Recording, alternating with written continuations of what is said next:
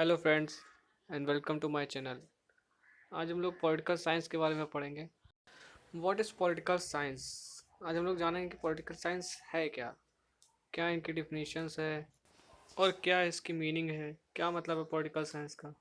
तो स्टार्ट करते हैं, पर स्टार्ट करने से पहले मेक श्योर कि आपने सब्सक्राइब का बटन दबा दिया हो। तो चलिए स्टार्ट करते हैं। The word politics was used for the first time by one of the most significant philosophers, Aristotle, who is supposed to be the father of political science.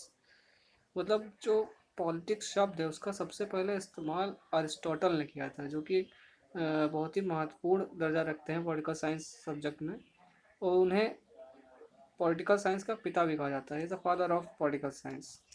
And the term politics, जो भी और जो शब्द है ये politics, ये दो शब्दों से बना है, पॉलिस POLIS एंड पॉलिटिया POLITIA, मतलब स्टेट।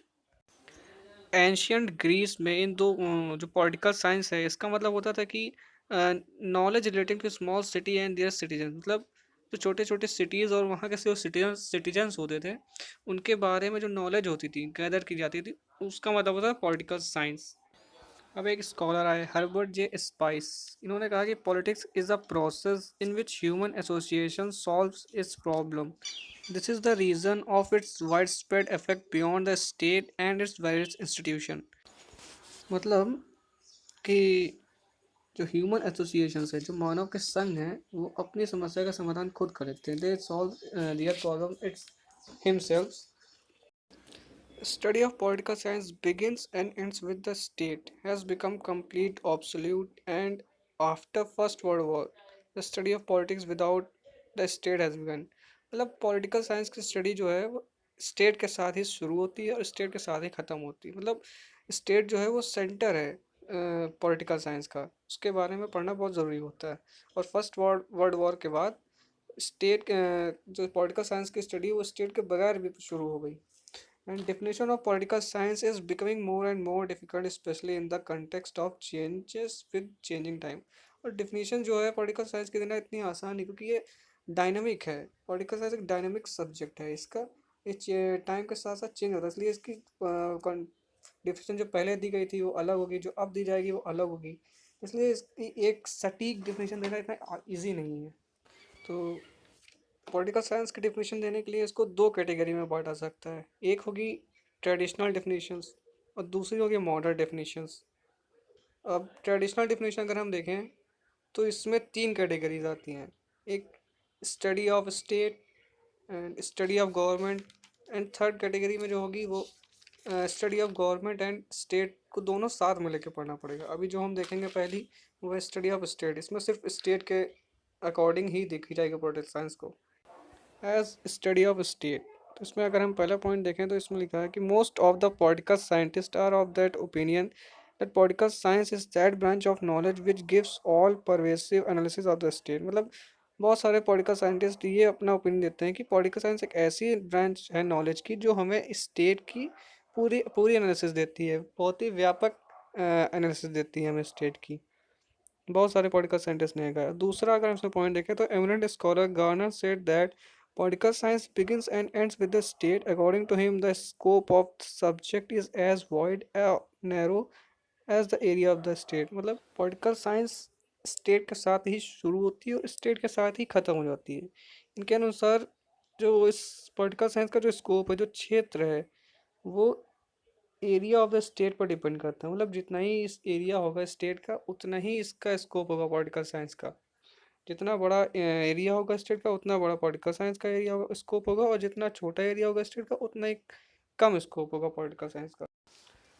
अब अगर हम थर्ड पॉइंट देखें तो उसमें according to Gettell it is a study of state in the past present and future of political organisation and political theories. मतलब पॉलिटिकल साइंस में लोग पॉलिटिकल ऑर्गेनाइजेशन और पॉलिटिकल थ्योरीज की स्टडी करते हैं। पास्ट में क्या कैसी थी, प्रेजेंट में कैसी है और फ्यूचर में कैसी होगी। इन इन तीनों टाइम में स्टडी करते हैं पॉलिटिकल साइंस में। फोर्थ पॉइंट में अगर हम देखें तो according to Zakaria, political science sets forth in systematic order The fundamental principle according to which the state as a whole is to be organized and sovereign power exercised. मतलब political science जो है वो systematic order को fundamental principles के according set करती है, जिसमें state को ऑर्गेनाइज किया जाता है और उसकी सोवरेन पावर को एक्सरसाइज किया जाता है। तो अभी जो हम लोगों ने डिफिनेशन डिस्कस किए हैं उसके अकॉर्डिंग अगर हम लोग देखें तो ये बताते हैं कि जो स्टेट है वो पॉलिटिकल साइंस का सेंटर है, जिसके अकॉर्डिंग ही पॉलिटिकल साइंस के प्रिंसिपल और आइडियाज़ बनते हैं, रिवॉल्व करते हैं उसके चारों तरफ। Now moving forward, now we will look political science as study of government. तो अगर फर्स्ट पॉइंट देखें, it is a true that government is one of the four essential elements of the state, and without government the state can neither express its will nor translate it into practice. Thus, if government is not studied, the study of the state will remain incomplete. तो ये सच है कि government जो है वो state के चार essential elements में से एक है। स्टेट जो है वो गवर्नमेंट के बिना अपनी विल यानी अपनी इच्छा को ना ही एक्सप्रेस कर सकता है, ना ही उसे प्रैक्टिस में ला सकता है। तो अगर हम गवर्नमेंट की स्टडी नहीं करेंगे तो स्टेट की स्टडी जो है वो इनकम्प्लीट रहेगी। तो गवर्नमेंट की स्टडी स्टेट की स्टडी करने के लिए गवर्नमेंट की स्टडी करना भी ज़रूरी है। Moving forward to our next point, without government the state can neither manifest its desire nor can implement it into reality. In fact, government is a solid instrument in and without the transformation of the state at the level of reality and practice is not possible. मतलब कहने का मतलब ये है कि government के बिना ही ना स्टेट अपनी ना ही एक्सप्रेस नहीं कर सकता, ना ही उन्हें रियलिटी में ला सकता है। And it is true that from the view of point of sovereign power government is the instrument through which the desire of the state is fructified. Government ही एक ऐसा एक सोवरेन पावर होती है जिसके अकॉर्डिंग जो स्टेट के लिए एक इंस्ट्रूमेंट के अकॉर्डिंग एक काम करती है, जिससे जो स्टेट की जो विल होती है, जो अच्छाएँ होती है, फ्रक्टिफाइड हो सकती हैं। इन शॉर्ट अगर हम देखें तो गवर्नमेंट जो है वो स्टेट के लिए एक इंस्ट्रूमेंट है जो उसकी विल को एक्सप्रेस करती है और उसे प्रैक्टिस में लाती है। और अगर हमें स्टेट की स्टडी करनी है तो गवर्नमेंट की स्टडी भी ज़रूरी होती है। अगर हम गवर्नमेंट की स्टडी नहीं करेंगे तो स्टेट की स्टडी भी इनकम्प्लीट रहेगी।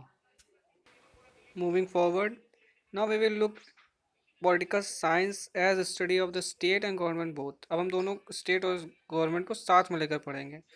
तो अगर हम पहला पॉइंट देखें तो actually it believes that government can not be even imagined without state, because it is government which exercise the sovereign power of the state, and the state will be reduced to mere and abstract and hypothetical imagination without an existence of government.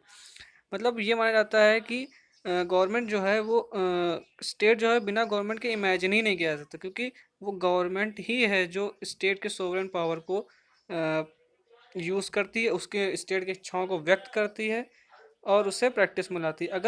अगर government ना हो तो state सिर्फ एक hypothetical imagination बन के रह जाएगा, सिर्फ एक कोरी कल्पना मात्र रह जाएगा।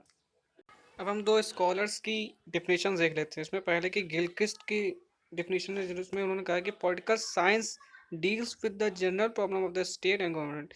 मतलब पॉलिटिकल साइंस जो है वो स्टेट के और गवर्नमेंट की जनरल प्रॉब्लम से डील करती है। अगर हम जॉन पॉल और जेनेट के वर्ड्स में देखें तो political science is that part of social science which trees the foundation of the state and the principle of government. अगर हम इनके वर्ड्स में देखें तो पॉलिटिकल साइंस जो है वो राज्य की स्थापना और गवर्नमेंट के प्रिंसिपल को देखती है, उनके ट्रीट करती है। तो अगर हम डिफिनेशन से कंक्लूज़न निकालते हैं तो ये पता चलता है कि जो स्टेट और गवर्नमेंट है वो एक दूसरे से इंटरडिपेंडेंट है और इंटर रिलेटेड है। वो एक दूसरे पर ही निर्भर करती हैं और एक दूसरे से ही संबंध रखती हैं। स्टेट की जो स्टडी करेंगे उसमें गवर्नमेंट की स्टडी ज़रूरत होगी और गवर्नमेंट की स्टडी तो स्टेट के बिना अधूरी है। सो गाइज आज के लिए इतना ही रखते हैं इस वीडियो में। मॉडर्न डेफिनेशन जो रह गई हैं वो मैं नेक्स्ट वीडियो में कवर कर दूंगा। एंड तब तक के लिए चैनल को सब्सक्राइब कर दीजिए, वीडियो को लाइक कर दीजिए एंड हाँ, जो बेल आइकन है उसे जरूर प्रेस कर दीजिएगा, तो जब भी मैं नेक्स्ट वीडियो अपलोड करूँगा आपको नोटिफिकेशन मिल जाएगी। तब तक के लिए stay tuned and thank you for watching.